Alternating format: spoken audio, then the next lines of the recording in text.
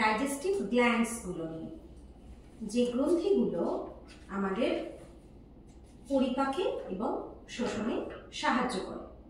এই পৌষ্টিক বা পরিপাক গ্রন্থিগুলি, যেগুলোকে এলিমেন্টারি ও ডাইজেস্টিভ গ্ল্যান্ডস বলা হচ্ছে, সেগুলো হলো লালা গ্রন্থি, স্যালাইভারি গ্ল্যান্ড, পাক গ্রন্থি, গ্যাস্ট্রিক গ্ল্যান্ড, আন্ত্রিক গ্রন্থি, ইন্টেস্টিনাল গ্ল্যান্ড, যকৃৎ, লিভার, অগ্ন্যাশয়, প্যানক্রিয়াস। এইগুলো হলো গ্রন্থি। এই গ্রন্থিগুলো থেকে বিভিন্ন রস নিঃসৃত হয়ে খাবার পরিপাকে, খাবারকে পুষ্টির বিভিন্ন পর্যায়গুলোকে কমপ্লিট করতে আমাদের সাহায্য করে। আমরা প্রত্যেকটা গ্রন্থির ব্যাপারে পড়ব এবং গ্রন্থি থেকে যে রস নিঃসৃত হচ্ছে, যেটা লালা রস বা পাক রস বা আন্ত্রিক রস, পিত্তরস, অগ্ন্যাশয় রস, যকৃৎ থেকে নির্গত হয় পিত্তরস, প্রত্যেকটা গ্রন্থি পড়ার সঙ্গে সঙ্গে সেই গ্রন্থিগুলো থেকে নির্গত যে রসগুলো, সেগুলো যেগুলো খাদ্য পরিপাকে আমাদের সাহায্য করছে, এই বহিঃক্ষরা গ্রন্থিগুলো, সেই বিষয়গুলো নিয়ে এবার আমরা পড়াশোনা করব। প্রথমেই আমরা আসি লালা গ্রন্থির কথায়। লালা গ্রন্থি আমি আগেই আলোচনা করেছি এবং প্রত্যেকটা গ্রন্থি কোনটা কোথায় অবস্থিত সেটা ছবির মাধ্যমে তোমাদের দেখিয়েছি। আমাদের দু কানের নিচে একজোড়া প্যারোটিড গ্রন্থি অবস্থিত আর একজোড়া সাবম্যান্ডিবুলার গ্রন্থি, এগুলো নিচের চোয়ালের ভেতরের দিকে অবস্থিত। আর সাবলিঙ্গুয়াল গ্রন্থি, একজোড়া লালা গ্রন্থি, এটা জিভের তলার দিকে অবস্থিত। প্যারোটিড গ্রন্থিটা হচ্ছে বৃহত্তম লালা গ্রন্থি। সব থেকে বড় লালা গ্রন্থি হলো প্যারোটিড গ্রন্থি। মোট লালা রস যা নির্গত হয় তার 25% এই দুটো গ্রন্থি থেকে উৎপন্ন হয় এবং যে নালীটার মাধ্যমে মুখের মধ্যে লালা গ্রন্থি থেকে নালীটা আসে, সেই নালীটার নাম হচ্ছে স্টেনসেন নালী। স্টেনসেন নালী। আর সাবম্যান্ডিবুলার গ্ল্যান্ডটা একটা আখরোটের মতো আকার, এটা মোটামুটি। প্রত্যেকটা গ্রন্থি একটা একটা লোবিউল নিয়ে তৈরি হয়। মোট লালা রস তার 70% এই দুটো গ্রন্থি থেকে নির্গত হয়ে আসে, বেশিটাই 70% লালা রস এটার মাধ্যমে, অর্থাৎ সাবম্যান্ডিবুলার, যেটা আমাদের চোয়ালের নিচে যে জোড়া দুটি অবস্থিত, সেখান থেকে আসে।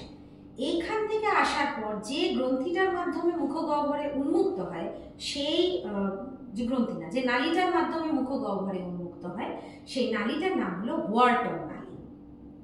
অর্থাৎ প্যারোটিড গ্রন্থিটা স্টেনসেন নালীর মাধ্যমে মুখগহ্বরে উন্মুক্ত হচ্ছে, সেখান থেকে স্টেনসেন নালীর মাধ্যমে প্যারোটিড গ্ল্যান্ড থেকে তৈরি হওয়া লালা রস আমাদের মুখের মধ্যে আসছে। হোয়ার্টন নালী সাবম্যান্ডিবুলার গ্রন্থির থেকে তৈরি হওয়া লালাটা নিয়ে আমাদের মুখের মধ্যে আনছে।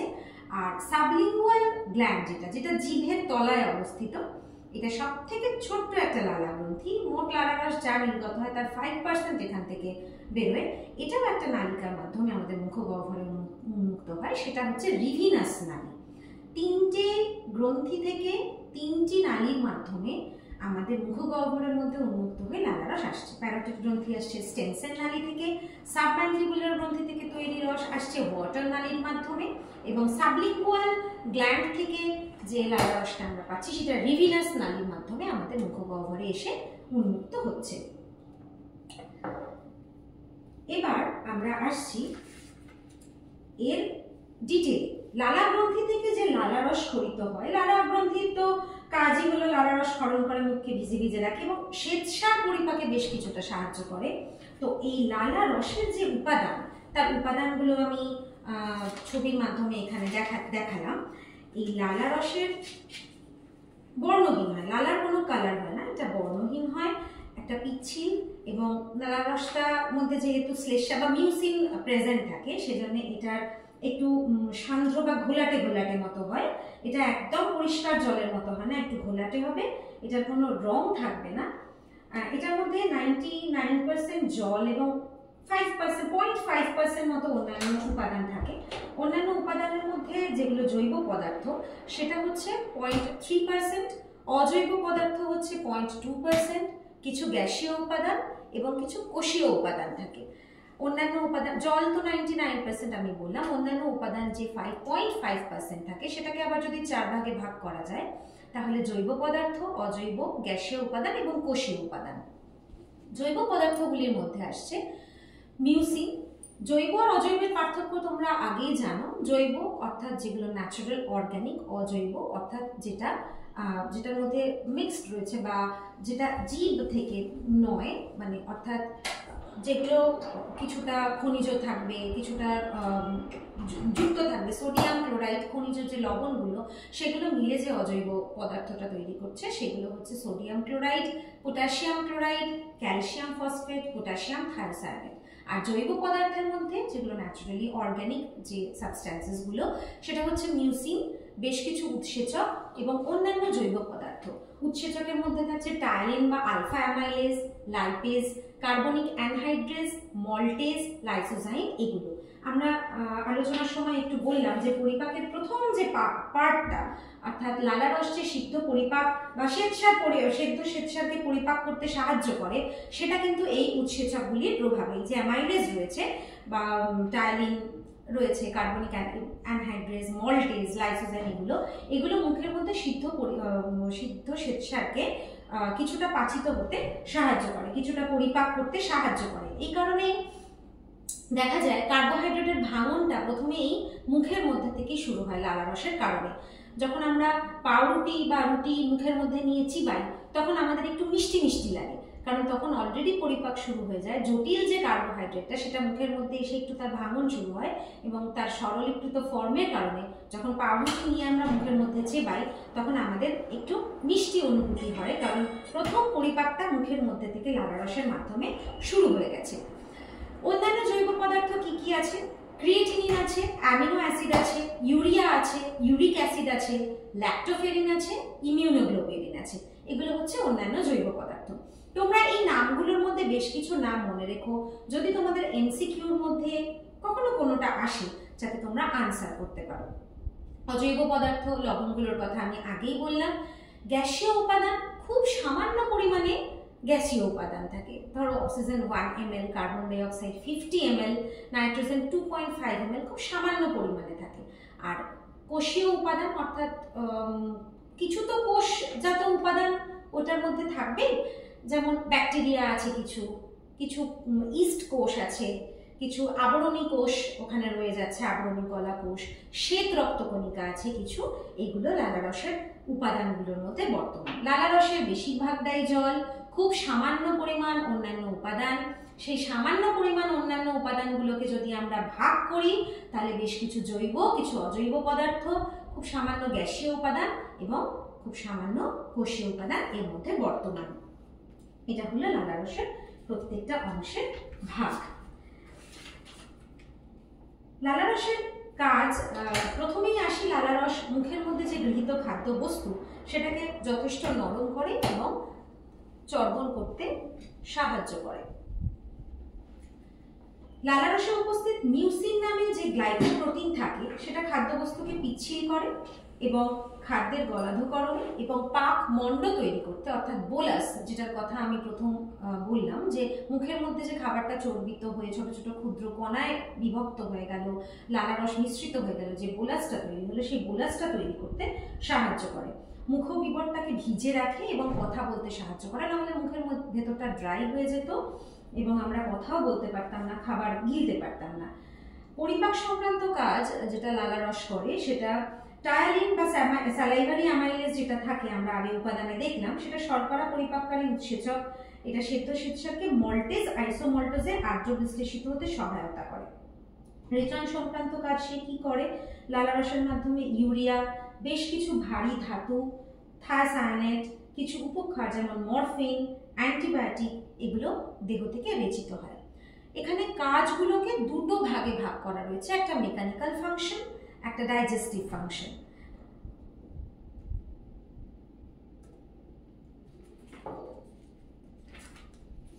নেক্সট আমরা এগুলো আমাদের লালারসের বিভিন্ন কাজ। আরেকটা লালারসের ইম্পর্টেন্ট কাজ হচ্ছে লালারসের মধ্যে যে উপাদানগুলো থাকে এটা আমাদের মুখের মধ্যে যদি কোনো ব্যাকটেরিয়া থাকে বা মুখের ভেতরে যদি কোনো রকম ইনফেকশন প্রবেশ করে সেটা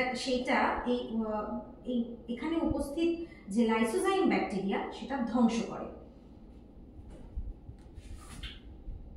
নেক্সট অর্গান আমরা চলে যাব যকৃৎ। যকৃতের ছবিটা ভালোভাবে লক্ষ্য করো। যকৃতটা 4টে খণ্ডকে বিভক্ত।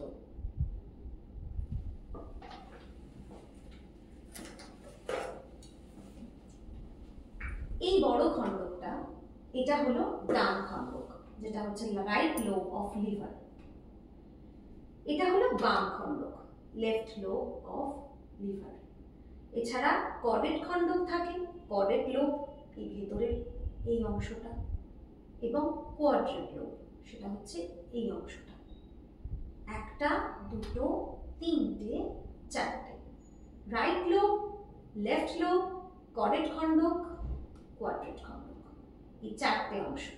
এখানে ছবিতে দেখতে পাচ্ছ পিত্তথলিটা রয়েছে এবং পিত্তনালিকা রয়েছে। যে গল ব্লাডার লেখা আছে, এটা হলো গল ব্লাডার থলিটা, এবং বাইল ডাক্ট পিত্তনালী। এখানে পিত্ত জমা থাকে নালীর মাধ্যমে এসে মেশে ডিওডিনামে, যেটা আগের অংশে আমরা আলোচনা করলাম।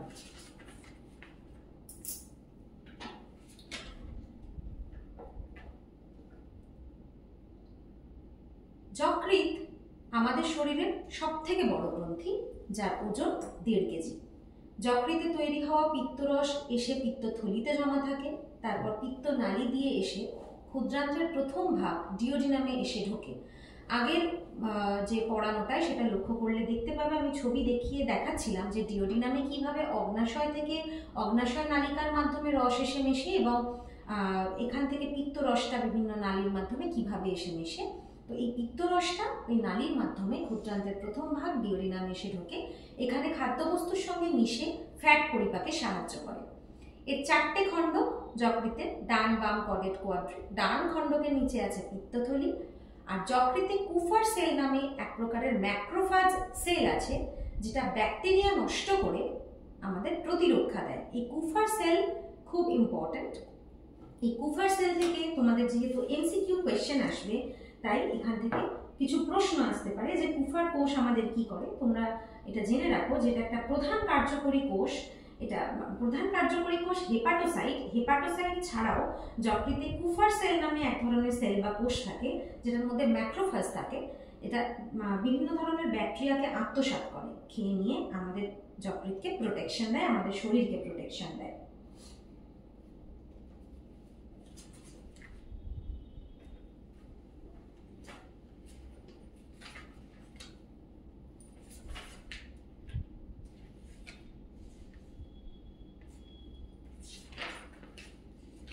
নেক্সট আমরা যকৃতের বিবরণীর পর যকৃতের কাজগুলো আমি কিছু স্লাইডের মধ্যে ভাগ করে রেখেছি, কারণ যকৃৎ যেহেতু আমাদের, এটা যকৃৎকে বলা হয় আমাদের শরীরের কারখানা। যকৃতের মধ্যে সমস্ত কিছু তৈরি হয়, সমস্ত পরিপাক বিপাক, বিভিন্ন বিক্রিয়ার যে সমস্ত উৎসেচক হরমোন, যা যা কিছু প্রয়োজন, রক্তর বিভিন্ন পার্ট তৈরি করা, এই কাজগুলো সব যকৃতের সাহায্যে, রক্ত সংক্রান্ত যে সমস্ত কাজ সেগুলো সবই যকৃতের মধ্যে হয়। সেই জন্যে যকৃতের একটা আমাদের শরীরে বিভিন্ন ভূমিকা নিয়ন্ত্রণ করায় একটা উল্লেখযোগ্য অবদান রয়ে যায়। যকৃৎ যে পিত্তটা তৈরি করে সেটা পিত্তাশয়ে জমা থাকে, তোমরা ছবির মাধ্যমে দেখতে পেলে। এই পিত্তের মধ্যে উপস্থিত যে পিত্ত লবণ, সেটা আমরা এর পরের স্লাইডে দেখছি যে পিত্ত লবণ কি কি, সোডিয়াম টাউরোকোলিন, গ্লাইকোকোলিট, এগুলো আমরা দেখছি। এগুলো ফ্যাট জাতীয় খাদ্যকে অবদ্রব্যে পরিণত করে ফ্যাট পরিপাকে সাহায্য করে। আর বিপাকের ক্ষেত্রে কি করে, যকৃৎ গ্লাইকোজেনেসিস আর গ্লাইকোজেনোলাইসিস দুটো প্রক্রিয়া, এই প্রক্রিয়া দুটির মাধ্যমে গ্লুকোজ আর গ্লাইকোজেনের মানে একে অপরের পারস্পরিক রূপান্তর ঘটে। অর্থাৎ গ্লুকোজ থেকে গ্লাইকোজেন তৈরি হওয়া এবং গ্লাইকোজেন থেকে গ্লুকোজ তৈরি হওয়া, এই দুটো ঘটনা যকৃতের মধ্যে গ্লাইকোজেনেসিস আর গ্লাইকোজেনোলাইসিস এই দুটো প্রক্রিয়ার মাধ্যমে ঘটে। গ্লাইকোজেনেসিস অর্থাৎ তৈরি হচ্ছে, আর গ্লাইকোজেনোলাইসিস অর্থাৎ ব্রেকডাউন হয়ে সেখান থেকে আবার গ্লুকোজ তৈরি হচ্ছে। এই বিপাক সংক্রান্ত একটা কাজে যকৃতের একটা অনবদ্য ভূমিকা থাকে। যকৃতে প্লাজমা প্রোটিনের সংশ্লেষ ঘটে, তৈরি হয়। ডিঅ্যামিনেশন বা ট্রান্সঅ্যামিনেশন, এই সমস্ত পদ্ধতিগুলো যকৃতের মধ্যে ঘটে এবং প্রোটিন সংশ্লেষ হয়, প্রোটিন এখানে তৈরি হয়। অর্নিথিন সাইকেলের মাধ্যমে যকৃতের মধ্যে ইউরিয়া তৈরি হয়। যকৃতের মধ্যে ফ্যাটি অ্যাসিড আর গ্লিসারলের জারণ ঘটে। শর্করা আর প্রোটিন থেকে যকৃতের মধ্যে ফ্যাট তৈরি হয়। এই যে আমরা বলি যে এক্সট্রা কার্বোহাইড্রেট আমাদের শরীর বা এক্সট্রা ক্যালোরিটা আমাদের শরীরে ফ্যাট তৈরি করে, এই ঘটনাগুলো যকৃতের মধ্যে ঘটে যেহেতু এখানে ফ্যাটি অ্যাসিড আর গ্লিসারলের জারণ ঘটে। এটা হলো যকৃতের বিপাক সংক্রান্ত বিভিন্ন কার্যাবলী। রক্ত সংক্রান্ত যে সমস্ত কার্যাবলী আমি বললাম যে রক্ত সংক্রান্ত বিভিন্ন বিষয়ে যকৃৎ আমাদেরকে যথেষ্ট সাহায্য করে। তার প্রথমটা হচ্ছে যে যখন যকৃতে খুব ছোট অবস্থায়, ভ্রূণ অবস্থায় যকৃতের মধ্যে লোহিত রক্তকণিকা তৈরি হয়। যকৃৎ লোহিত রক্তকণিকা, রেড ব্লাড সেল তৈরি করতে আমাদের যথেষ্ট সাহায্য করে এবং এই লোহিত কণিকা সৃষ্টিতে এর বিশেষ ভূমিকা আছে। আর যখন কোনো লোহিত কণিকা ক্ষতিগ্রস্ত হয়ে যায় বা ম্যাচিওর হয়ে যায়, অনেক পুরনো হয়ে গেছে বা পরিণত হয়ে গেছে, তখন যকৃৎ সেটা বা ক্ষতিগ্রস্ত হয়েছে কোনো লোহিত কণিকা, তো সেটাকে ধ্বংসের মাধ্যমে রক্তের পুনরাবর্তন ঘটাতে সাহায্য করে। যখন সেটা নষ্ট হয়ে যায় তখন সেটাকেও পুনরাবর্তন করছে, সেটাকে ধ্বংস করে। আর যকৃতে যে মাস্ট সেল থাকে, যকৃতে একটা কোষ থাকে, তার নাম হচ্ছে মাস্ট সেল বা মাস্ট কোষ। সেটা রক্ততঞ্চন বিরোধী হেপারিন, এটাকে তো মানে হেপারিন তো রক্ততঞ্চন করতে দেয় না, ও সবসময় মানে সে রক্ততঞ্চনের বিরোধিতা করে। সেই রক্ততঞ্চন বিরোধী হেপারিন যকৃতের মাস্ট সেল থেকেই খরিত হয়। আর রক্তরসে যে সমস্ত অ্যালবুমিন, গ্লোবিউলিন, প্রোথ্রম্বিন, ফাইব্রিনোজেন, এই সমস্ত প্রোটিনগুলো যকৃতের মধ্যে তৈরি হয়। যকৃতের যে কুফার সেলের কথা আমরা আগেই বলেছি, সেটা শরীরের বিভিন্ন জীবাণু ধ্বংস করে আমাদের শরীরকে প্রোটেকশন দেয়। যকৃৎ লোহাকে স্টোর করে, লোহা সঞ্চয় করে যকৃৎ হিমোগ্লোবিন তৈরিতে আমাদের সাহায্য করে। এইভাবে রক্ত সংক্রান্ত বিভিন্ন বিষয়ে যকৃৎ আমাদের যথেষ্ট সাহায্য করে। আরেকটা কথা লেখা আছে যে বর্ণ সংক্রান্ত, এই যে আমাদের ইউরিনের যে কালার, ব্লাডের যে কালার, এই সমস্ত কালারগুলো তৈরিতে যকৃৎ যথেষ্ট গুরুত্বপূর্ণ ভূমিকা পালন করে। যকৃৎ দেহের নির্বিষকরণ ঘটায়, ডিটক্সিফিকেশন ঘটায়, দেহকে ডিটক্সিফাই করে দেহ থেকে বিষগুলোকে নির্মূল করে বা বের করে দিয়ে আমাদের দেহকে সুরক্ষিত রাখে। যকৃতের মধ্যে ভিটামিন সঞ্চিত হয়, যেমন ভিটামিন এ, ভিটামিন ডি, এগুলো সঞ্চিত হয়। আবার বডি টেম্পারেচারকে রেগুলেট করতেও যকৃতের একটা অনবদ্য ভূমিকা রয়ে যায়। এবার আমরা যকৃতের বিভিন্ন কাজ নিয়ে পড়ার পর এবার যকৃৎ থেকে যে পিত্ত থলি আমরা দেখালাম, যকৃৎ থেকে যে পিত্ত রস আমরা পাই, সেই পিত্ত রসের মধ্যে কতটা জলীয় পদার্থ এবং কতটা কঠিন পদার্থ থাকে, এইভাবে যেরকম লালা রসটাকে আমরা ভাগ করে দেখালাম। তো যকৃৎ থেকে প্রাপ্ত যে পিত্ত রস যকৃতের মধ্যে থেকে আসে, তৈরি হয়ে আসে, সেই পিত্ত রসের বিভিন্ন উপাদানের যে ব্রেকডাউনসগুলো সেগুলো আমি এখানে বানিয়েছি। এগুলো থেকে তোমরা পড়লে এই পুরো পড়াটা মানে এই পুরো জিনিসটা এর মধ্যে থেকে পেয়ে যাবে, এমসিকিউ উত্তর দিতে তোমাদের সুবিধা হবে। যকৃতে প্রায় 89 থেকে 98% জল থাকে, 89 to 98%। এটা তো একটা রস, এটা তো জলীয় উপাদান এর মধ্যে বেশি থাকবে, এটাই স্বাভাবিক। তো 98% অবধি যে জলীয় উপাদান, এছাড়া যে কঠিন পদার্থ সেটা মোটামুটি 10 to 11% আমি যদি ধরে নিই। সেই কঠিন পদার্থটাকে দুটো ভাগে ভাগ করছি আমরা, একটা জৈব অর্গানিক আর একটা হচ্ছে অজৈব ইনঅর্গানিক কম্পোনেন্ট। জৈব মানে একদম ডিরেক্ট যেগুলো জৈবিক যে সমস্ত উপাদানগুলো আমরা পাচ্ছি সেগুলো হচ্ছে পিত্ত লবণ, পিত্ত রঞ্জক, অন্যান্য উপাদান। পিত্ত লবণের কথা আমি আগে বলছিলাম। পিত্ত রসের মধ্যে উপস্থিত পিত্ত লবণগুলো হলো সোডিয়াম টরোকোলেট, সোডিয়াম গ্লাইকোকোলেট। আর পিত্ত রঞ্জক হচ্ছে বিলিরুবিন, বিলিভার্ডিন, যেগুলো ইয়েলোইশ কালার ফর্ম করে। বিলিরুবিন আমরা জানি, আমরা যখন ব্লাড টেস্ট করি, আমরা যখন যকৃতের বিভিন্ন এলএফটি যখন লিভার ফাংশন টেস্ট আমরা করি, তখন আমাদের প্রথম রিপোর্টটাই আসে বিলিরুবিনের মাত্রা কীরকম, সেগুলো দেখে কিন্তু আমরা বুঝতে পারি যে আমাদের বডিতে পিত্ত রঞ্জকের পরিমাণ বাড়ছে কিনা, আমাদের বডির শারীরিক কোনো রকমের অসুস্থতা আছে কিনা, এগুলো ইন্ডিকেট করে। এই পিত্ত রঞ্জকগুলি হলো বিলিরুবিন এবং বিলিভার্ডিন। এছাড়াও পিত্ত লবণের মধ্যে যে অন্যান্য উপাদানগুলো থাকে সেগুলো হচ্ছে cholesterol, lecithin, fatty acid, mucin, এগুলো বিভিন্ন অন্যান্য উপাদান যেগুলো পিত্ত রসের মধ্যে রয়ে যায়। আর অজৈব উপাদান ইনঅর্গানিক কম্পাউন্ড সল্টস যেগুলো সেগুলো হচ্ছে ক্যালসিয়াম থাকে, সোডিয়াম থাকে, পটাশিয়ামের ক্লোরাইড, কার্বনেট ও ফসফেট গঠিত লবণ আর সোডিয়াম বাইকার্বনেট থাকে। এইগুলো পিত্তরস অর্থাৎ যকৃৎ থেকে যে পিত্তরস আমরা পাচ্ছি তার বৈশিষ্ট্য। পিত্তরস এর রংটা হচ্ছে হলুদ সবুজ বর্ণ। এটাকে ঠিক হলুদও বলা যায় না, সবুজও বলা যায়, একটা ইয়েলোইশ একটা ভাব থাকে, একটা গ্রিন সবুজ রঙের একটা এর মধ্যে বর্ণ থাকে। এই হলুদ সবুজ বর্ণের হলো পিত্তরস এবং এটা বেশ তরল এবং পিত্তের স্বাদ কিন্তু তিক্ত হয়। যদি আমি এর প্রকৃতি বলতে যাই, স্বাদ যদি উল্লেখ করি তাহলে এর স্বাদ যথেষ্ট তিক্ত হয়। আর যকৃতে যে পিত্তটা তৈরি হয় এবং পিত্তথলির মধ্যে যে পিত্তটা আসে তার ঘনত্ব অনেকটা বেশি হয়ে যায়। আর যকৃৎ থেকে যে পিত্ত নিঃসৃত হয় তার পিএইচ লেভেল 6.8 থেকে 8.5 অবধি ধরে নিতে পারি। 24 ঘন্টায় মোটামুটি 600 থেকে 1000 ml মতো পিত্তরস আমাদের শরীর থেকে নির্গত হয়। পিত্তরস প্রথমেই বলেছিলাম যে পিত্ত লবণের নাম বললাম কি, সোডিয়াম টরোকোলেট এবং সোডিয়াম গ্লাইকোলেট। এই পিত্ত লবণগুলো ফ্যাটকে ছোট ছোট কণায় ভেঙে ফেলে। এটা ডিরেক্ট ফ্যাটকে যে পরিপাক করে ফেলছে তা নয়, ফ্যাটকে এমনভাবে সেটা ছোট্ট ছোট্ট অণুতে ভেঙে ফেলছে বা ইমালসিফাইড ফ্যাট তৈরি করে ফেলছে, অবদ্রব্য তৈরি করে ফেলছে, যার ফলে ফ্যাটের ক্ষেত্রফলটা অনেকটা বেড়ে যাচ্ছে।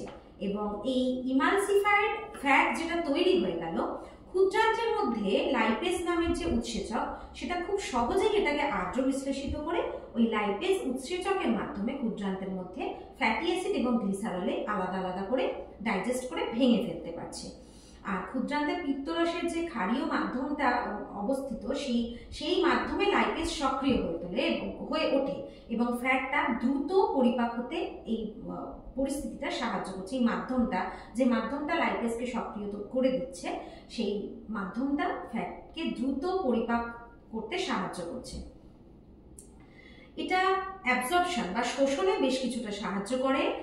জলে অদ্রবণীয় যে কোলেস্টেরল, ফ্যাটি অ্যাসিড, ক্যালসিয়াম যৌগ, স্নেহ পদার্থে দ্রবণীয় ভিটামিন আর প্রোভিটামিন এগুলো যেগুলো থাকে সেটা পিত্তরসে উপস্থিত পিত্ত লবণের সাহায্যে মিশেল তৈরি করে এবং ক্ষুদ্রান্তের ভিলাইয়ের মাধ্যমে শোষিত হয়। আমরা বোলাস পড়েছি, আমরা কাইন পড়েছি, এবার আমরা যে নামটা পাচ্ছি সেটা হচ্ছে মিশেল। মিশেল কি?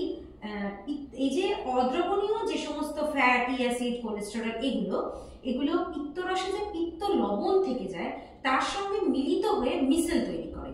যে মিশেলটা এটা একটা পর্যায় যেটা শোষণ করতে শরীরের ক্ষুদ্রান্তের মধ্যে যে ভিলাই থাকে, এই বাইল দিয়ে তৈরি করা যে মিশেল সেটা এই ভিলাইয়ের মাধ্যমে শোষিত হতে অনেকটা সহায়ক। রেচনে কিভাবে সাহায্য করে? পিত্তের মাধ্যমে কোলেস্টেরল, লেসিথিন, পিত্তরঞ্জক, বিভিন্ন রকমের ধাতু এই পদার্থগুলো রেচিত হয়ে শরীর থেকে বেরিয়ে যায়। আর পিত্ত লবণ অন্ত্রের ক্রমসংকোচন প্রসারণ করে মল নিষ্কাশনে সাহায্য করে। পিএইচ ভারসাম্য কিভাবে কন্ট্রোল করছে? আমাদের শরীরের আম্লিক পাকরসকে ক্ষারীয় পিত্তরস প্রশমিত করে পিএইচ এর ভারসাম্যকে নিয়ন্ত্রণ করে। পেরিস্টালটিক যে মুভমেন্ট থাকে সেই পেরিস্টালটিক মুভমেন্টকে উদ্দীপিত করে এবং পেরিস্টালটিক মুভমেন্ট ঠিক থাকার জন্য পুরো যে আমাদের পেরিস্টালটিক চলন হচ্ছে যে নালীটার মধ্যে, সেটার মুভমেন্ট ঠিক থাকার জন্য এটা প্রাকৃতিক ল্যাক্সেটিভ হিসেবে আমাদের অনেকটা সাহায্য করে। আর পিত্তরসের যে পিত্ত লবণ সেটা খুব তীব্র সংকোচক পদার্থ এবং যকৃৎকে উদ্দীপিত করে আর পিত্তাশয়ের সংকোচন ঘটিয়ে পিত্তরস ক্ষরণে এটা সাহায্য করে। এগুলো হলো যকৃতের প্রধান কাজ।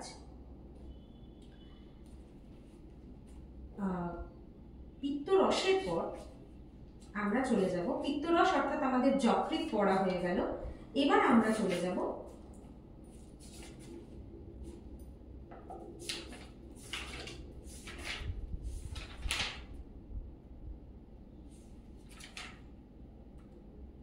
পাক গ্রন্থি বা গ্যাস্ট্রিক গ্ল্যান্ডের মধ্যে।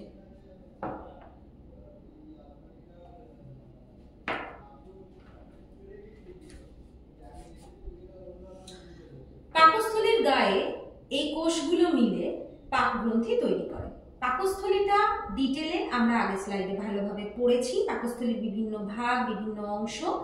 এবার ওই পাকস্থলীর মধ্যে এই গ্যাস্ট্রিক গ্ল্যান্ড বা পাক গ্রন্থিগুলো অবস্থান করে।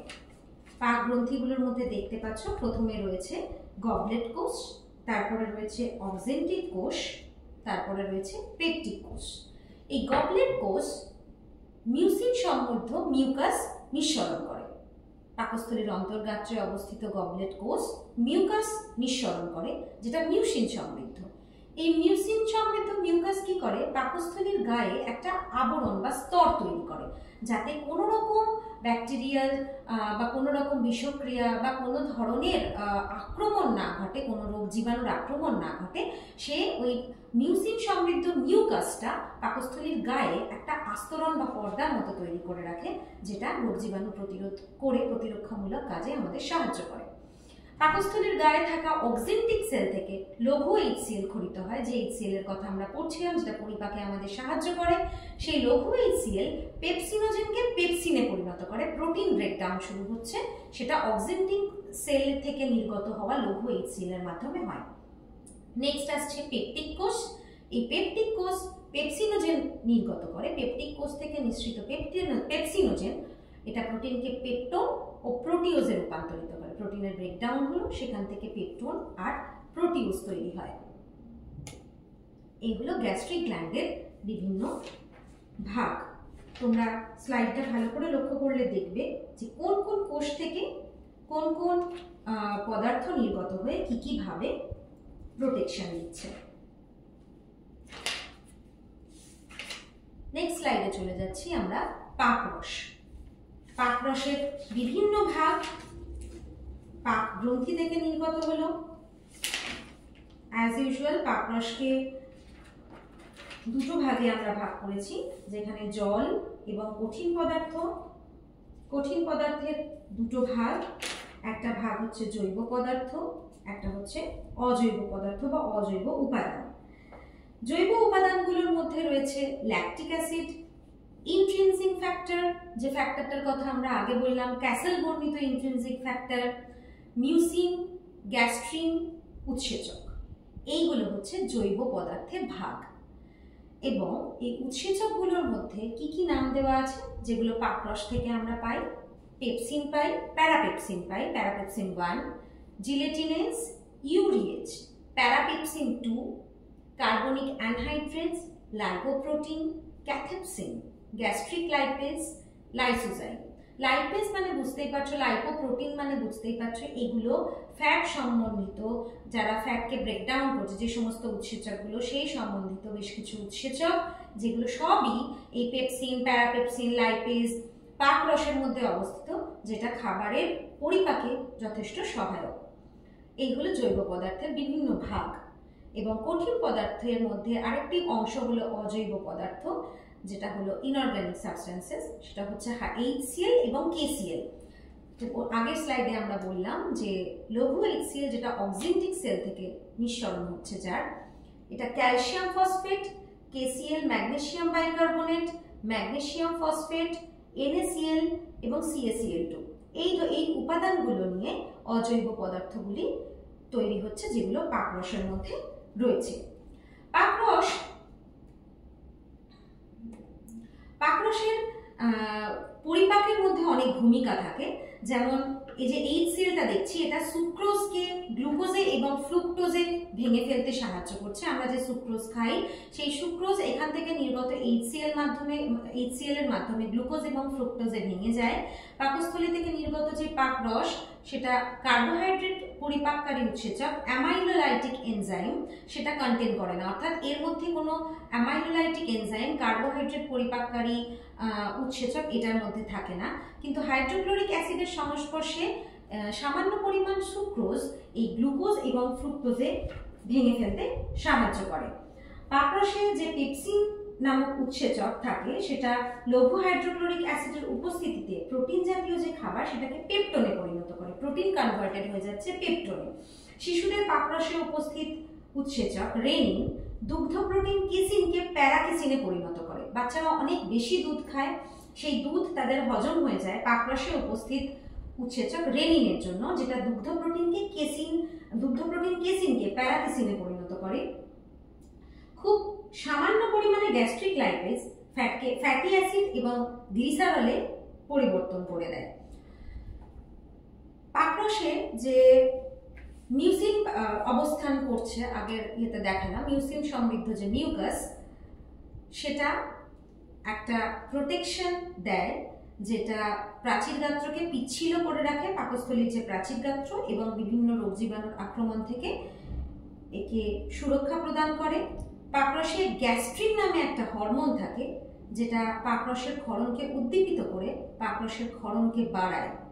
পাকরসের যে ইন্ট্রিনসিক ফ্যাক্টর, ক্যাসেল বর্ণিত যে ইন্ট্রিনসিক ফ্যাক্টর, সেটা ভিটামিন B12 বিশেষণে সাহায্য করে। আর পাকরসে উপস্থিত যে HCl, যে রোগ প্রতিরোধেও সহায়ক হয়ে কাজ করে, সেই হাইড্রোক্লোরিক অ্যাসিড অ্যান্টিসেপটিক রূপে কাজ করে। আবার এই হাইড্রোক্লোরিক অ্যাসিড নিষ্ক্রিয় পেপসিডোজেনকে সক্রিয় পেপসিনে পরিণত করে। রক্তের মধ্যে অম্ল ক্ষারের মধ্যে সাম্যাবস্থা অর্থাৎ অ্যাসিড বেস ব্যালেন্স বজায় রাখে এই HCl। লোহার শোষণকে HCl প্রভাবিত করে। সুক্রোজ HCl এর উপস্থিতিতে আর্দ্র বিশ্লেষিত হয়ে প্রথমেই যে পয়েন্টটা বললাম, গ্লুকোজ এবং ফ্রুক্টোজে ভেঙে যায়। এই হলো আমাদের শরীরের পরিপাকে পাকরসের ভূমিকা। এবং পাকগ্রন্থির বিভিন্ন কোষ, সেখান থেকে নির্গত পাকরস আমাদের পরিপাকে এইভাবে আমাদের সাহায্য করে।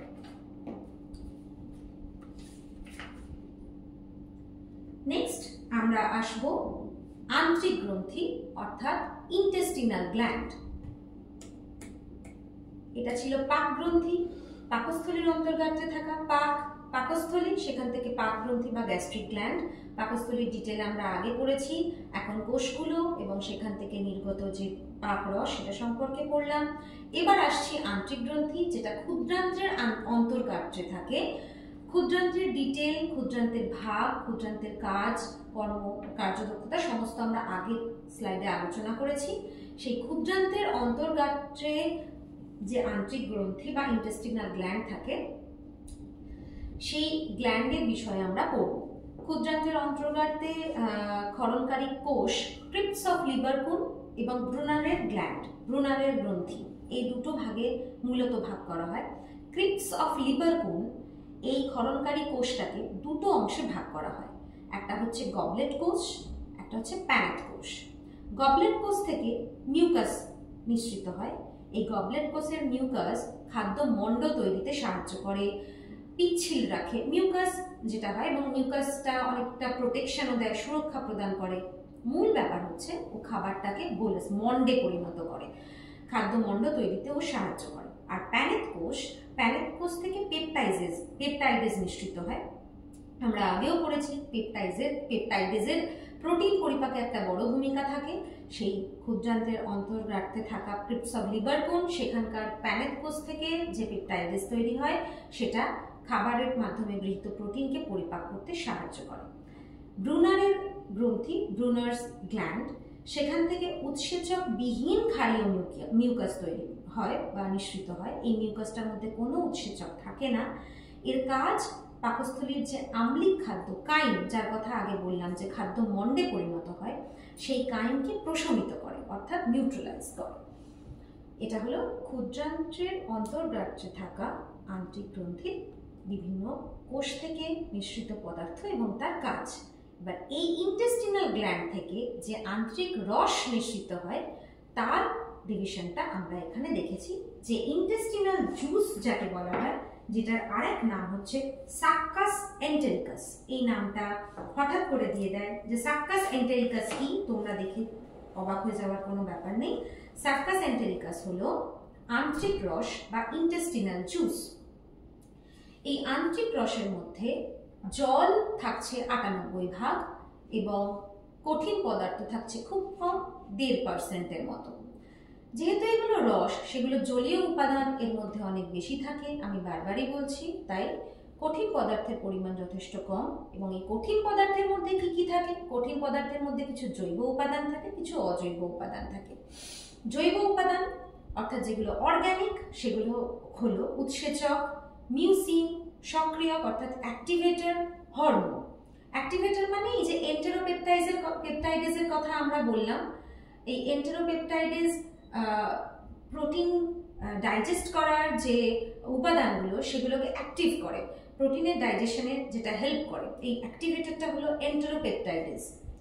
উৎসেচকের মধ্যে কি কি? কার্বোহাইড্রেট ভঙ্গকারী উৎসেচক, প্রোটিন ভঙ্গকারী উৎসেচক এবং ফ্যাট ভঙ্গকারী উৎসেচক।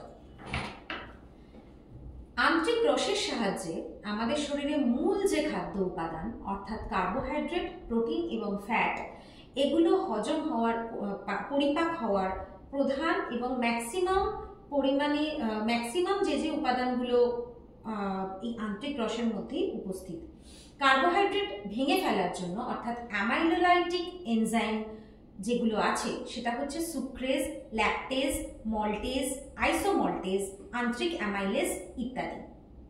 আন্ত্রিক রসের মধ্যে কার্বোহাইড্রেট ভেঙে ফেলার মতো উৎসেচক সুক্রেজ, ল্যাকটেজ, মল্টেজ, আইসোমল্টেজ, আন্ত্রিক অ্যামাইলেজ এগুলো রয়েছে।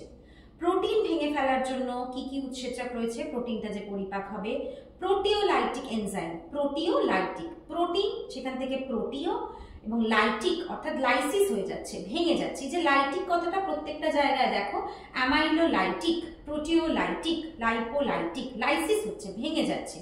অ্যামাইলো অর্থাৎ কার্বোহাইড্রেট ভঙ্গকারী, অ্যামাইলোলাইটিক, প্রোটিওলাইটিক, প্রোটিনকে যে ভেঙে ফেলছে প্রোটিওলাইটিক, লাইপোলাইটিক, লাইপেজ ফ্যাটকে যে ভেঙে ফেলছে সে হচ্ছে লাইপোলাইটিক। প্রোটিওলাইটিক উৎসেচক, অ্যামাইলোলাইটিক উৎসেচক, লাইপোলাইটিক। অ্যামাইলোলাইটিক কি কি আছে বললাম। প্রোটিওলাইটিক উৎসেচক যেগুলো আছে সেটা হচ্ছে ইরেপসিন, নিউক্লিয়েজ, নিউক্লিওটাইডেজ, নিউক্লিওসাইডেজ, আর্জিনেজ। এই উৎসেচকগুলো যে প্রোটিন আসে সেগুলোকে ভেঙে ফেলে। ফ্যাট ভঙ্গকারী উৎসেচক অর্থাৎ লাইপোলাইটিক কি আছে? আন্ত্রিক লাইপেজ। এই লাইপেজের মাধ্যমে ফ্যাট ভেঙে যায়। আর হরমোন সিক্রেটিন এবং কোলেসিস্টোকাইনিন, এই দুটো হরমোনকে এই আন্ত্রিক রসের উপাদানের মধ্যে মূলত দেখতে পাওয়া যায়। কঠিন পদার্থ যে সলিড সাবস্টেন্স রয়েছে তার অজৈব উপাদানের মধ্যে অ্যাজ ইউজুয়াল যেগুলো মোটামুটি থেকে থাকে, আমরা আগেও দেখেছি সোডিয়াম, ক্যালসিয়াম, পটাশিয়াম, ম্যাগনেসিয়াম, এগুলো ক্লোরাইড, বাইকার্বনেট ও ফসফেট ঘটিত বিভিন্ন লবণ, যেগুলো আগেও আমরা লক্ষ্য করেছি। এই বিষয়গুলো মোটামুটি অজৈব উপাদানের কম বেশি এদিক ওদিক কমন। তোমরা যদি ভালো করে পড়ো তাহলে প্রত্যেকে লক্ষ্য করবে এই বিষয়গুলো মোটামুটি একই। এবার কিছু যেগুলো অন্য অন্য থাকবে সেগুলো তোমাদের চোখে চট করে পড়বে এবং তোমরা বুঝতে পারবে যে কোনটা কোন বিষয়গুলো আলাদা হয়ে গেল। এবার আসি আন্ত্রিক রসের যে কাজগুলো। প্রথমেই বললাম এখানে অনেক ধরনের মানে পরিপাককে হেল্পফুল উৎসেচকগুলো রয়েছে। কার্বোহাইড্রেট পরিপাকে আন্ত্রিক রসের যে ভূমিকা, দ্বিশর্করা আর বহু শর্করাকে ভেঙে ফেলে এক শর্করায় পরিণত করে যে বিভিন্ন উৎসেচক রয়েছে। যেমন সুক্রোজটা ভেঙে যায় গ্লুকোজ এবং ফ্রুক্টোজে, এই ব্যাপারগুলো ভালো করে মাথায় রাখবে। সুক্রেজের সাহায্যে ভেঙে যায় গ্লুকোজ এবং ফ্রুক্টোজে। মল্টেজের সাহায্যে ভেঙে যাচ্ছে গ্লুকোজ এবং গ্লুকোজ অর্থাৎ দুঅণু গ্লুকোজে। মল্টোজ হলো কার্বোহাইড্রেটটার নাম, আর মল্টেজ দুটোর বানান আলাদা, একটা মল্টোজ একটা মল্টেজ। মল্টেজ হলো উৎসেচকটার নাম যেটা মল্টোজকে ভাঙছে গ্লুকোজ প্লাস গ্লুকোজে অর্থাৎ দুঅণু গ্লুকোজে। সুক্রোজকে সুক্রেজ ভাঙছে, সুক্রোজ উপাদানটা সুক্রেজ যে ভাঙছে কিসে ভাঙছে? গ্লুকোজে এবং ফ্রুক্টোজে। ল্যাকটোজকে ভেঙে ফেলছে ল্যাকটেজ। ল্যাকটেজ কিসে কিসে ভাঙছে? গ্লুকোজে এবং গ্যালাক্টোজে। শ্বেতসার আর ডেক্সট্রিন অর্থাৎ স্টার্চ যেটাকে আমরা বলি, স্টার্চ ডেক্সট্রিন, এদেরকে এন্টেরিক অ্যামাইলেজ অর্থাৎ আন্ত্রিক অ্যামাইলেজ, তোমরা লক্ষ্য করেছো শেষ যেটা ওই আন্ত্রিক অ্যামাইলেজ ডেক্সট্রিনকে আর স্টার্চকে ভেঙে ফেলছে গ্লুকোজে। সব সরল ফর্মে নিয়ে চলে আসছে, জটিল ফর্মে আমরা খাচ্ছি এবং এই উৎসেচকগুলোর মাধ্যমে ভেঙে ভেঙে সরল ফর্মে গিয়ে আমাদের শরীরে পরিপাক হওয়ার পর একদম সরল ফর্ম তৈরি হচ্ছে, তার যাতে সেগুলো সহজে শোষিত হয়ে যেতে পারে। তাহলে আমি আরেকবার রিপিট করছি, সুক্রোজ ভেঙে যাচ্ছে গ্লুকোজ এবং ফ্রুক্টোজে, মল্টোজ ভেঙে যাচ্ছে দুঅণু গ্লুকোজ মানে গ্লুকোজ প্লাস গ্লুকোজে, ল্যাকটোজ ভেঙে যাচ্ছে গ্লুকোজ প্লাস গ্যালাক্টোজে এবং শ্বেতসার আর ডেক্সট্রিন ভেঙে যাচ্ছে গ্লুকোজে। এইভাবে কার্বোহাইড্রেট পরিপাকে আন্ত্রিক রস হেল্প করছে। প্রোটিন পরিপাকে কিভাবে সাহায্য করছে? ও লোয়ার পেপটাইড ইরেপসিনের সাহায্যে ভেঙে যাচ্ছে অ্যামিনো অ্যাসিডে। আন্ত্রিক রসে উপস্থিত ইরেপসিন নামক যে উৎসেচক সেটা লোয়ার পেপটাইডকে অ্যামিনো অ্যাসিডে অর্থাৎ প্রোটিনের একদম সরল ফর্মে চেঞ্জ করে দিচ্ছে, ট্রান্সফার করে দিচ্ছে। এইভাবে এটা প্রোটিন পরিপাকে হেল্প করছে। ফ্যাট পরিপাকে কিভাবে সাহায্য করছে? ফ্যাটকে লাইপেজের মাধ্যমে, আমি আগেই বললাম এই যে আন্ত্রিক লাইপেজ, এটার মাধ্যমে ফ্যাটকে ভেঙে ফেলছে ফ্যাটি অ্যাসিড এবং গ্লিসারলে। তোমরা জানো ফ্যাটকে যদি বিশ্লেষিত করা হয় তাহলে আলটিমেট পদার্থ হচ্ছে ফ্যাটি অ্যাসিড এবং গ্লিসারল। তো এই লাইপেজের মাধ্যমে আন্ত্রিক রসে উপস্থিত লাইপেজ উৎসেচক ফ্যাটকে আর্দ্র বিশ্লেষিত করে ফ্যাটি অ্যাসিড এবং গ্লিসারলে পরিণত করছে। আন্ত্রিক রসে নিউক্লিয়াস, নিউক্লিওটাইডেজ, নিউক্লিওসাইডেজ এই উৎসেচকগুলো নিউক্লিক অ্যাসিডকে ভেঙে ফেলছে। ভেঙে ফেলে পেন্টোজ শর্করা, ফসফেট, পিরিমিডিন এই সমস্ত নাইট্রোজেন বেসগুলোতে তৈরি করছে। নিউক্লিক অ্যাসিডকে ভেঙে এই নাইট্রোজেন বেস তৈরি করে। শোষণে কিভাবে সাহায্য করছে এই সাক্কাস এন্টেরিকাস বা আন্ত্রিক রস? এখানে ভিলিকাইনিন অন্ত্রের মসৃণ পেশিকে উদ্দীপিত করে ভিলাসের সঞ্চালন বাড়িয়ে এই খাদ্যবস্তু শোষণে সাহায্য করছে। ভিলিকাইনিন ও ভিলাসের সঞ্চালনটাকে বৃদ্ধি করছে, নড়াচড়া বেশি করে খাদ্যবস্তু শোষণে সাহায্য করছে।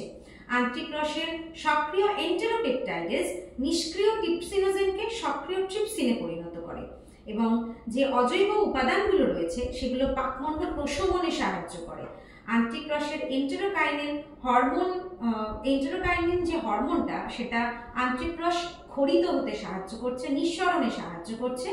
আর ক্ষুদ্রান্ত্রের গবলেট সেল আর ব্রুনার্স সেল থেকে যে পিচ্ছিল পদার্থ বা মিউসিন নিঃসৃত হচ্ছে সেটা ক্ষুদ্রান্ত্রের মিউকাস পর্দাকে ক্ষতিকারক পদার্থ থেকে রক্ষা করে। এই যে গবলেট কোষ এবং ব্রুনারের গ্রন্থি থেকে যে মিউকাসগুলো নিঃসৃত হচ্ছে, এই নিঃসৃত পিচ্ছিল পদার্থটা মিউকাস পদার্থ, প্রত্যেকটা অর্গানের গায়ে একটা লাইনিং থাকে, একটা পর্দা থাকে।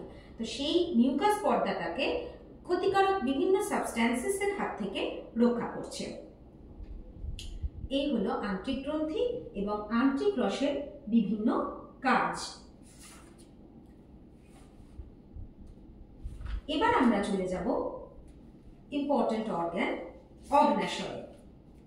অগ্ন্যাশয়ের ছবিটা প্রত্যেকে দেখতে পাচ্ছ, এখানে দেওয়া আছে।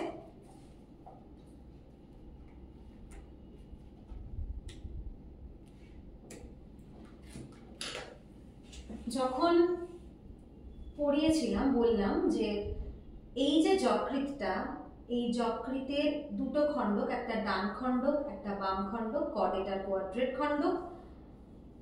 খণ্ডকের নিচে রয়েছে পিত্তথলি, সেখান থেকে পিত্তনালী, সেটার থেকে রস এসে ডিওডিনামে মিশছে। আর এই হলো, এটা হলো পাকস্থলীর ছবি, দেখতে পাচ্ছ। পুরো যদি ছবিটা মনে করো তাহলে এখান থেকে গ্রাসনালী হয়ে এসে এই পাকস্থলীতে মিশে এই ডিওডিনামে উন্মুক্ত হয়ে এখান থেকে ক্ষুদ্রান্ত্রে যাচ্ছিল, বৃহদন্ত্র হলো। তো এই হলো পাকস্থলী, এই পাকস্থলী যাচ্ছে, এই যে ডিওডিনামের যে কোলটা, এই খাঁজটার মধ্যে ঢুকে থাকে অগ্ন্যাশয়। এটা একটা বড় গ্রন্থি। এই যকৃত, এটা একটা গ্রন্থি, এখান থেকে লবণ পিত্তথলি, এখান থেকে আসছে পিত্ত রসটা। আর এই হলো অগ্ন্যাশয়, এটা হলো বড় গ্রন্থি। এটা এরকম ভাবে পাকস্থলীর কাছে এই খাঁজটার মধ্যে, জিয়ের খাঁজটার মধ্যে এইভাবে ঢুকে থাকে। এখান থেকে অগ্ন্যাশয় রস নিঃসৃত হয়, বিভিন্ন চ্যানেলের মাধ্যমে ডিওডিনাম দিয়ে এই রসটা ক্ষুদ্রান্ত্রে প্রবেশ করে। এটা তিনটে মোটামুটি ভাগ। এটা মাথা, এটা দেহটা, এটা হচ্ছে ল্যাজ, পুচ্ছ বলে, এটাকে মস্তক বলে, এটাকে দেহ বলে, এটাকে পুচ্ছ। এই মাথার ভাগটা এখানে এই পোর্শনটার সঙ্গে এইভাবে আটকে থাকে। প্রত্যেকে অগ্ন্যাশয়টা দেখেছো। মাথা, দেহ আর ল্যাজ তিনটে ভাগে ভাগ করেছি, একটা খাঁজে থাকছে, এটা বললাম। আচ্ছা, অগ্ন্যাশয় গ্রন্থিটাকে একটা মিশ্র গ্রন্থি বলা হয়। যে গ্ল্যান্ডটা, এটাকে মিশ্র গ্রন্থি বলা হয় কারণ এতে দু ধরনের গ্রন্থি থাকে, অর্থাৎ অন্তঃক্ষরা গ্রন্থি এবং বহিঃক্ষরা গ্রন্থি। যে অর্গানের মধ্যে, যে গ্রন্থিটার মধ্যে দু ধরনের গ্রন্থি থাকবে, যেখান থেকে হরমোনও নিঃসৃত হবে, উৎসেচকও নিঃসৃত হবে, অর্থাৎ অন্তঃক্ষরা আর বহিঃক্ষরা। অন্তঃক্ষরা গ্রন্থিগুলো থেকে মোটামুটি হরমোন নিঃসৃত হয় এবং বহিঃক্ষরা গ্রন্থিগুলো থেকে উৎসেচক নিঃসৃত হয়। হ্যাঁ, তো যে গ্রন্থি, এটাকে মিশ্র গ্রন্থি বলা হচ্ছে কারণ এর মধ্যে অন্তঃক্ষরা এবং বহিঃক্ষরা দু ধরনের গ্রন্থি থাকে, সেই জন্যই অগ্ন্যাশয়কে বলা হচ্ছে মিশ্র গ্রন্থি। আর এই অগ্ন্যাশয় গ্রন্থিটা কিভাবে অবস্থান করে তোমরা প্রত্যেকেই দেখলে, ডিওডিনাম অংশের সঙ্গে আড়াআড়ি হয়ে থাকে। মাথা, দেহ আর পুচ্ছ তিনটে অংশে ভাগ করতে পারি। মাথার দিকটা ডিওডিনামের মধ্যে আটকানো থাকে।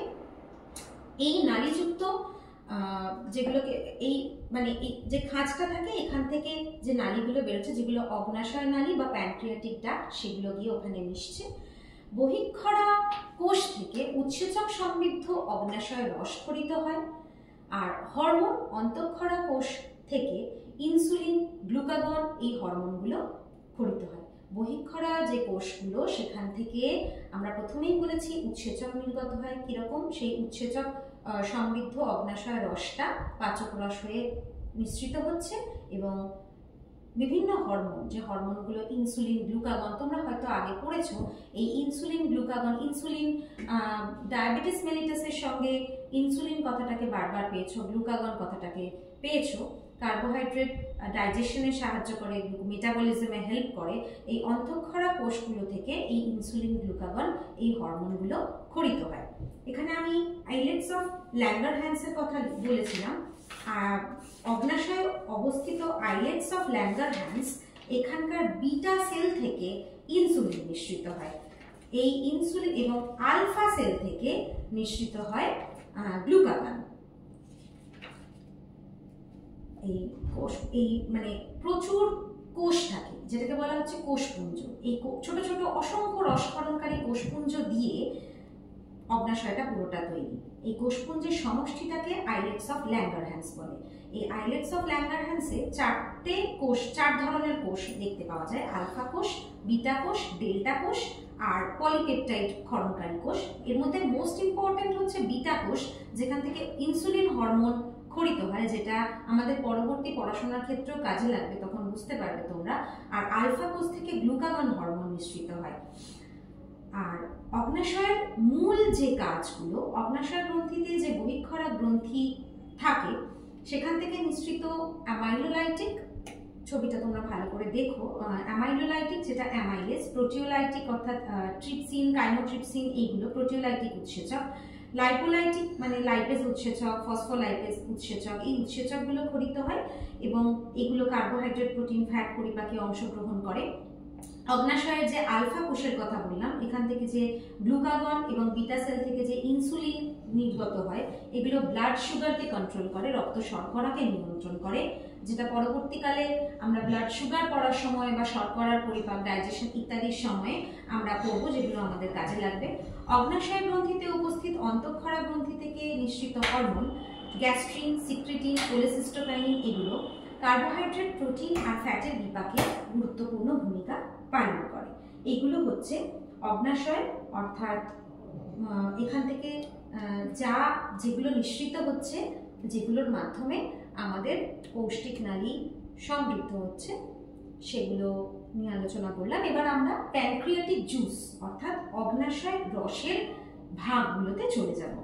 অগ্ন্যাশয় রস, যেটার কথা আমরা বললাম যে অগ্ন্যাশয় গ্রন্থি থেকে ক্ষরিত হচ্ছে এবং এটা 98.5% জল এবং 1.5% কঠিন পদার্থ নিয়ে তৈরি, যার মধ্যে যে কঠিন জলের তো কোনো ভাগ আমরা প্রথম থেকে করিনি, কঠিন পদার্থের দুটো ভাগ করছি। প্রত্যেকটা রসের ক্ষেত্রেই তাই করছি, জৈব পদার্থ বা জৈব উপাদান এবং অজৈব উপাদান। প্রথমে অজৈব উপাদানটা বলে নিই। অজৈব উপাদানগুলো as it is: sodium, potassium, calcium, magnesium, zinc, chlorine, sulphur, হচ্ছে এইগুলো নিয়ে সমস্ত সালফেটগুলো, এগুলো সমস্ত বিষয়গুলো নিয়ে অজৈব উপাদানগুলো তৈরি হচ্ছে।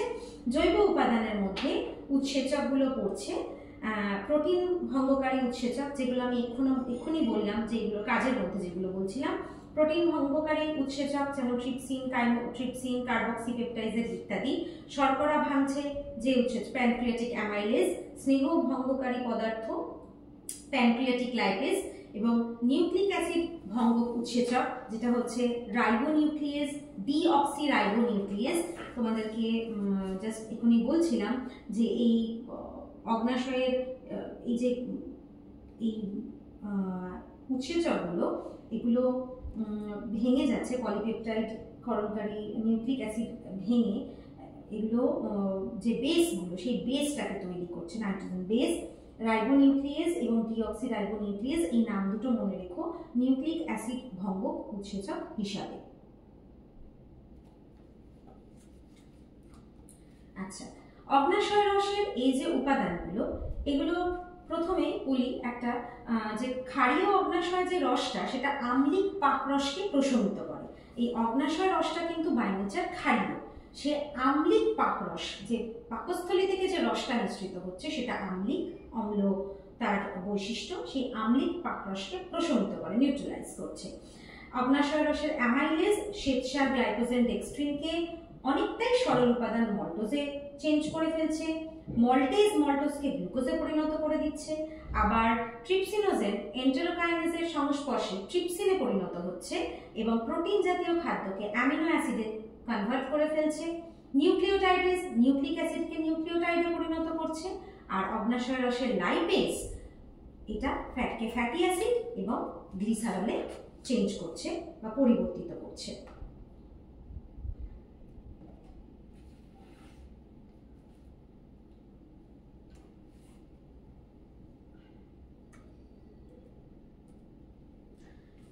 এই ছিল আমাদের প্রত্যেকটা গ্রন্থি এবং সেগুলো থেকে নিঃসৃত বিভিন্ন রস, সেই রসগুলির সম্পর্কে ডিটেইলে আলোচনা।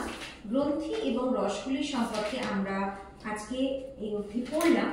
তোমরা একটা বিষয় বুঝতে পারলে যে এই গ্রন্থিগুলো এবং এই গ্রন্থিগুলো থেকে নিঃসৃত যে উৎসেচক বলো, হরমোন বলো, এগুলো আমাদের পরিপাকে একটা গুরুত্বপূর্ণ ভূমিকা পালন করছে। যদি প্রথম থেকে আমরা ব্যাপারগুলো একবার ভাবি যে কার্বোহাইড্রেট, প্রোটিন এবং ফ্যাট এগুলো কোন কোন পুরো শরীর পরিপাকনালীর যে বিভিন্ন অংশ, সেই পরিপাকনালীর বিভিন্ন অংশে কিভাবে কিভাবে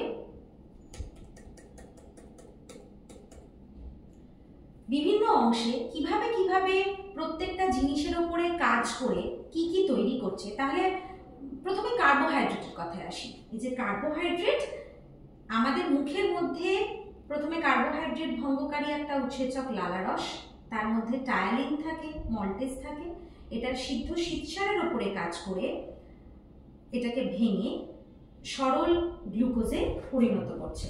এইভাবে এটা ডাইজেশনে সাহায্য করছে। মুখ থেকেই আমাদের মোটামুটি পরিপাকগুলো শুরু হচ্ছে।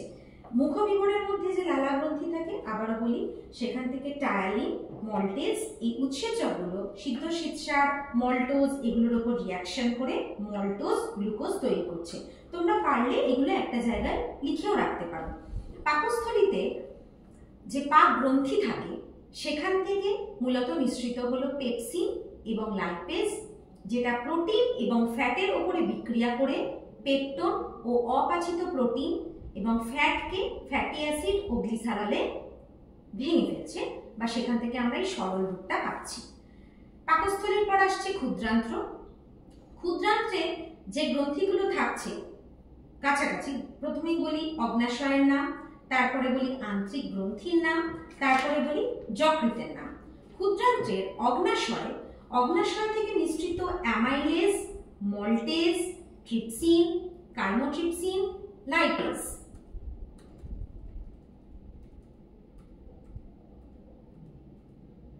তোমরা দেখেছো যে এই উৎসেচকগুলো ওখান থেকে নিঃসৃত হচ্ছে এবং এই অ্যামাইলেজ শ্বেতসারের উপরে বিক্রিয়া করছে, তৈরি করছে মল্টোজ, মল্টোজের উপর বিক্রিয়া করে তৈরি করছে গ্লুকোজ, ট্রিপসিন পেপটোনের উপর বিক্রিয়া করে তৈরি করছে পেপটাইড, কাইমোট্রিপসিন এই দুধের প্রোটিনের উপরে বিক্রিয়া করে তৈরি করছে কেসিন, এবং লাইপেজ এই ফ্যাটের উপরে বিক্রিয়া করে তৈরি করছে ফ্যাট হলো তার বিক্রিয়ক এবং তৈরি করছে ফ্যাটি অ্যাসিড এবং গ্লিসারল। এবার আন্ত্রিক গ্রন্থিতে যদি যাই, আন্ত্রিক রস যেটা ক্ষুদ্রান্ত্রের মধ্যে, ক্ষুদ্রান্ত্রের পরিপাক যখন হচ্ছে তখন আন্ত্রিক রসের অ্যামাইলেজ শ্বেতসারের উপরে বিক্রিয়া করে মল্টোজ তৈরি করে, মল্টোজের উপর বিক্রিয়া করে তৈরি করে গ্লুকোজ, সুক্রোজের উপরে বিক্রিয়া করছে তৈরি করছে গ্লুকোজ ও ফ্রুক্টোজ, ল্যাকটোজের উপর কাজ করে তৈরি করছে গ্লুকোজ আর গ্যালাক্টোজ, ইরেপসিন এই পেপটাইডের উপর বিক্রিয়া করে তৈরি করছে অ্যামিনো অ্যাসিড, এবং লাইপেজ ফ্যাটের উপরে বিক্রিয়া করে ফ্যাটি অ্যাসিড আর গ্লিসারল তৈরি করছে। আর যকৃৎ যেখান থেকে পিত্তরস তৈরি হচ্ছে, পিত্তরস যেটা উৎসেচক নেই, সেই উৎসেচকবিহীন পিত্তরস ফ্যাটের অবদ্রবে পরিণত করছে, অর্থাৎ ইমালসিফাইড ফ্যাটে পরিণত করছে। এইগুলো আমাদের বিভিন্ন প্রকার প্রাচক রস এবং তাদের যেগুলো উৎস, অর্থাৎ লালা রস তৈরি হচ্ছে মুখে লালা গ্রন্থি থেকে, পাকরস তৈরি হচ্ছে পাকস্থলীর প্রাচীরের গ্রন্থিকোষ থেকে, আন্ত্রিক রস তৈরি হচ্ছে ক্ষুদ্রান্তের শ্লেষ্মা ঝিল্লির গ্রন্থিকোষ থেকে, অগ্নাশয় রস অগ্নাশয় গ্রন্থি থেকে তৈরি হচ্ছে এবং পিত্তরস যকৃৎ থেকে তৈরি হচ্ছে। এই ছিল আজকের সম্পূর্ণ আলোচনা। অর্থাৎ আমরা এই আলোচনা থেকে বিভিন্ন ডাইজেস্টিভ গ্ল্যান্ডস সম্পর্কে পড়লাম, বিভিন্ন পাচক রসের সম্পর্কে পড়লাম, তাদের ডিটেল পড়লাম এবং এগুলো পরিপাকে কিভাবে সাহায্য করছে আমরা সেটা বুঝতে পারলাম।